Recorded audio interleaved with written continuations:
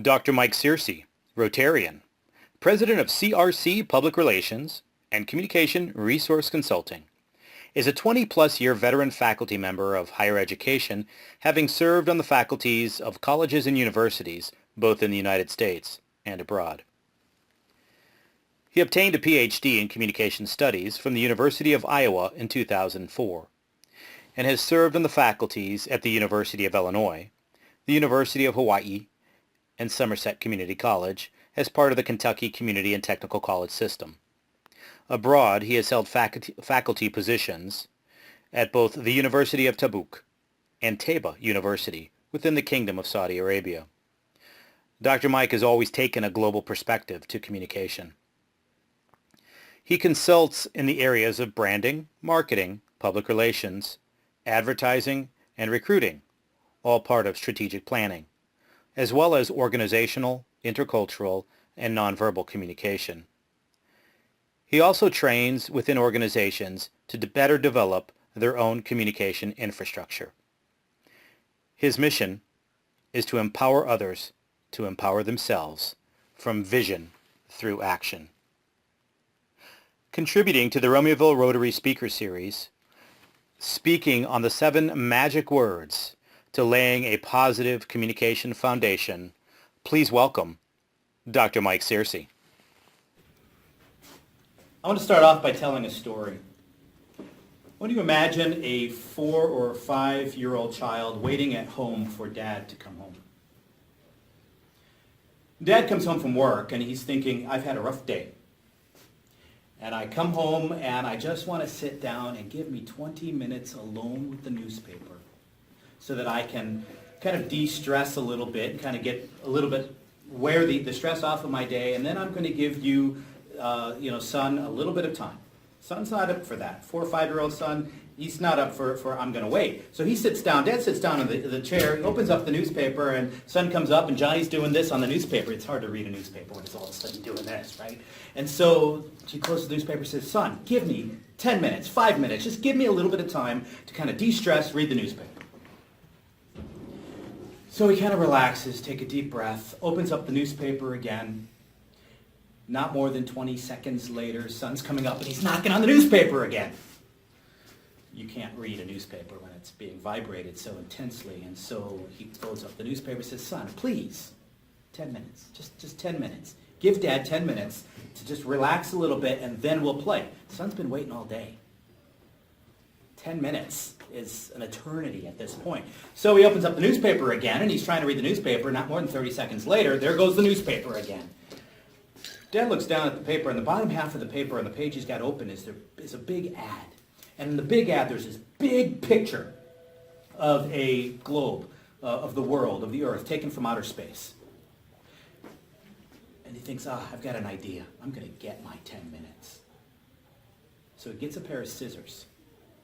And he takes the scissors to this beautiful color picture of the Earth from outer space. And he cuts it up. And he puts it on the floor in scattered pieces. And he says to his son, now look, I've got a puzzle here. You put the Earth together, you put this globe together, you put this picture together, and you get that finished, then we'll play. So the father sits down, he opens up the newspaper, kind of takes that deep breath of, I got him now. Got him occupied, I'm getting my 10 minutes of relaxation and kind of de-stress before this happens, before he finishes that, because he's not going to finish it in 10 minutes. It wasn't more than a minute later, and the newspaper's being knocked on. Dad, Dad, Dad, Dad. He closes the newspaper, he looks at his son, he says, son, how in the world did you get that? What are you looking at me for now? I said, did you get that finished? He says, of course, it's finished. In disbelief, Dad's looking down at the floor, and the pieces are all put together, and the Earth is perfect. And he looks at his son, he says, son, how in the world did you do that so quickly? And he said, simple, Dad. I realized on the other side of the picture, there was a simple picture of a boy, and I realized that if I put the boy together, the world would take care of itself. Foundations. When we talk about communication, oftentimes we're talking about having to build foundations with each other. And a good communication climate starts with building a good foundation. Have we ever had to deal with difficult people at work? Have we ever had to deal with people that sometimes irritate us, whether it's our students, our customers, or our clients? Have we ever had to deal with difficult people at all, even in politics? So one of the things that I'm going to share with you today are what I call the 7 magic words of dealing with difficult people and being able to lay a good communication foundation from here on out. Those 7 words are, the first 2, that's interesting, and I can substitute interesting for nice. That's interesting, or that's nice. And in fact, when we use these words, we want to alternate them if we're going to use them more than once. Because what does the word interesting really say? The word interesting. It doesn't mean that I'm intensely excited and interested and attentive about something. A dead body can be interesting to a coroner. Interesting just means you perhaps have my attention. Nice, what does nice say? It's almost a cliche now, isn't it? That's nice. Does it mean that it's perfect, I'm interested, I love it, I'm excited? No, actually it's an acknowledgement. But how is it heard by the perceiver?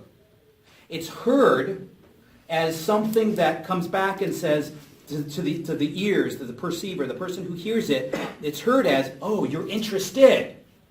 And so it's heard that way, and so it perks up at a subconscious level. It perks us up going, okay, that person is interested. Meaning you've grabbed my attention. That's interesting or that's nice. Those are your first 2 words. Here are the next ones. Why would you?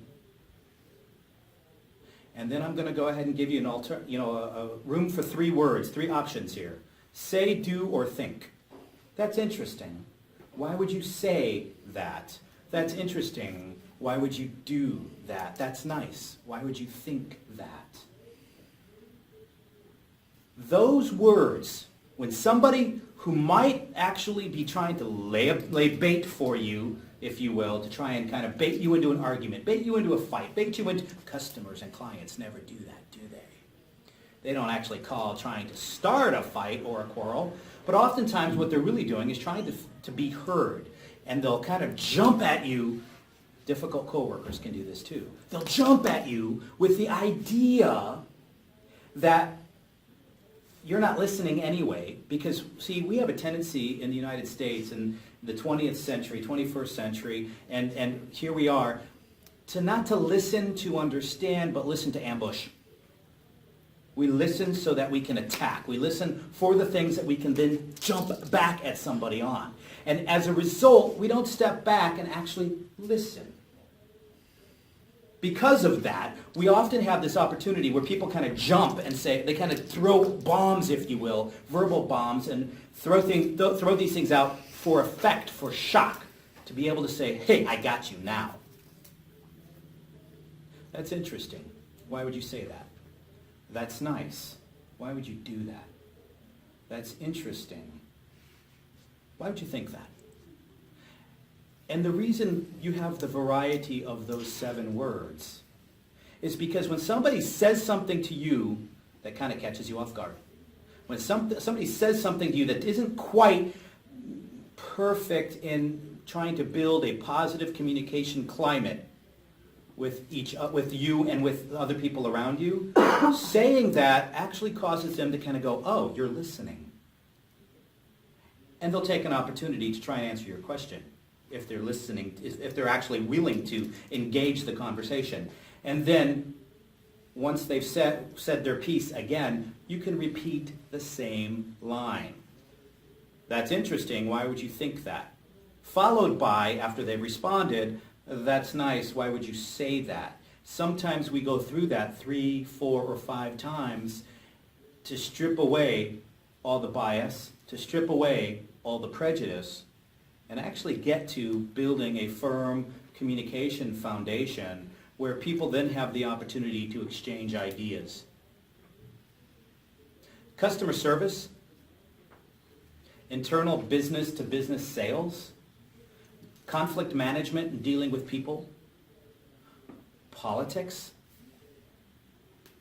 We live in a world where people want to throw verbal word bombs at each other. These 7 words sometimes allow us to take a step back and get people to really start explaining what's behind the word bombs and what's really in their heart that they want to say. And it opens the door for empathy. It opens the door for good, clear, positive communication, which can oftentimes, and often will, diffuse situations that could have become much more disastrous as it became more escalated. Thank you.